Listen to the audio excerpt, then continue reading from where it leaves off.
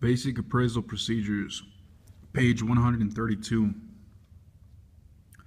This list is not meant to represent the appraiser's only responsibilities.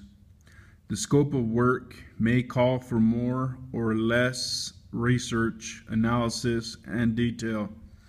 In every case, though, you should not allow the form to impose any limitation on the scope of your appraisal work.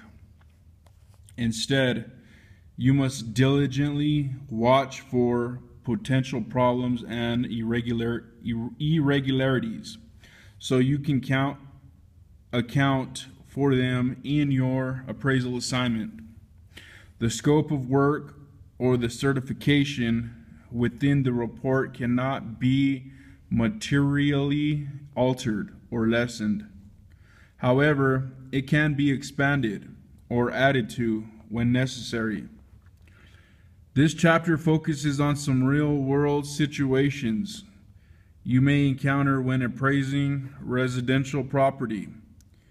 You must determine the correct course of action so your appraisal report is accurate and relevant. More importantly, though, you must communicate your thought process and rationale clearly in the report so the lender, client, or other users of the report can follow your logic and reasoning to arrive at the same conclusion of value. Institutions other than Fannie Mae may also specify that a Fannie Mae form, such as the URAR, be used for appraisals, which is acceptable if the appraisal is being performed for a mortgage finance transaction. However, it is inappropriate to use a Fannie Mae reporting form for an appraisal not being used for a mortgage transaction, as the scope of work described in the form is specific to that use and assumes the lender is the client whenever the form is being used. Other forms are available for use in non-mortgage work, or the appraisal could be reported in a narrative format discussed in the next chapter. Market value definition.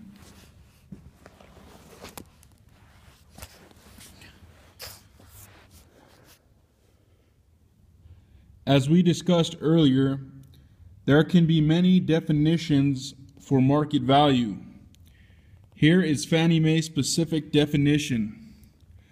Market value is the most probable price a property should bring in a competitive and open market under all conditions requisite to a fair sale.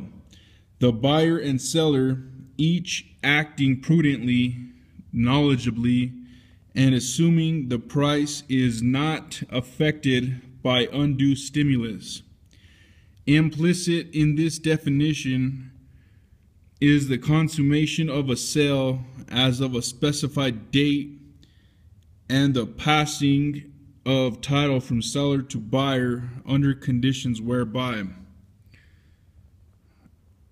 1. Buyer and seller are typically motivated. 2. Both parties are well informed or well advised, and each is acting in what he considers his own best interest. 3. A reasonable time is allowed for exposure in the open market. 4. Payment is made in terms of cash in US dollars or in terms of financial arrangements comparable thereto. Page 133. 5. The price represents the normal consideration for the property sold unaffected by special or creative financing or sales concessions granted by anyone associated with the sale. Property description, development, and reporting practices. In the previous chapters, we talked about USPAP requirements and generally accepted methods for developing and reporting an opinion of value. We've also illustrated general property descriptions based on good practice. Our discussions have pointed out that some lending requirements may prohibit or limit the use of certain elements or require further or specific identification, analysis, or report commentary. It would be impossible to address every difference between basic appraisal practices and Fannie Mae requirements in this chapter. Many of these practices are guidelines. One point the appraiser should always be mindful of when using Fannie Mae standards is explain, explain, explain. If there is good reasoning and the appraiser has employed the best data available, a reasonable and thorough explanation is usually sufficient for Fannie Mae. In addition to the items already discussed, here are some elements that illustrate the most specific common requirements and guidelines to follow when performing a residential appraisal according to Fannie Mae standards and guidelines, starting with the general property description. General property description. Location. Describe the location as urban, suburban, or rural. Fannie Mae specifically describes that urban refers to a property within a city.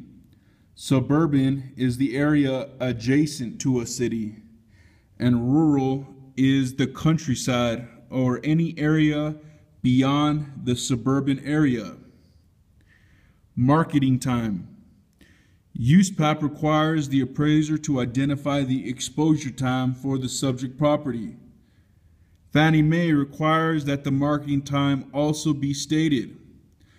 If exposure and marketing time are different, the appraiser should provide an explanation.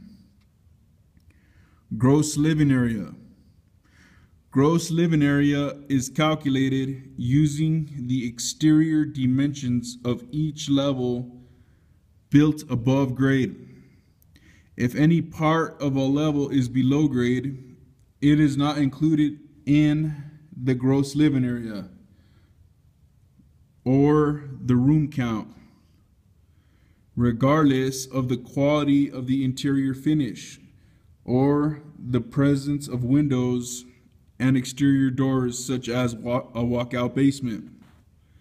A sketch must be included in the report showing the exterior dimensions of each level and the calculations explaining how the appraiser arrived at the gross living area. Layout and floor plan. When the subject's floor plan design is unusual, inadequate, or objectionable to the market, the appraiser must additionally include the interior walls, doorways, etc. in the sketch. Important points. Many primary lenders will require appraisers to agree to perform to Fannie Mae standards, allowing for the future sale of loans to the secondary market. When performing a residential appraisal to Fannie Mae standards, there are three important considerations. 1. Appraiser competency. 2. Appraiser performance. And 3. The use of Fannie Mae's series of residential appraisal reporting forms.